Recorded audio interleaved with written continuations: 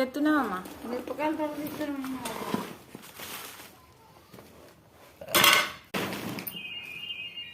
మిరపకాయలు తోడలు తీయాలి.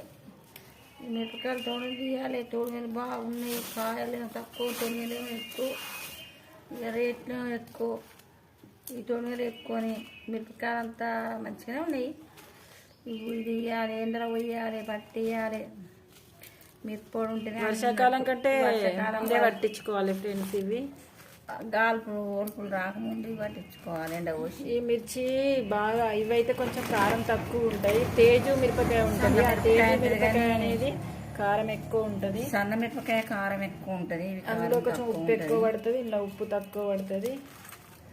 ఇక తొక్కులకు కూడా మంచిగా కరగతాయి, తొక్కులు పెట్టుకోవచ్చు. మిర్చి పౌడర్ అయితే ఈ విధంగా నాచురల్ గా అయితే పౌడర్ చేసుకొని అన్ని కలర్లు వస్తున్నాయి ఫ్రెండ్స్, కలర్లు వస్తున్నాయి. ఆరోగ్యానికి హానికారం.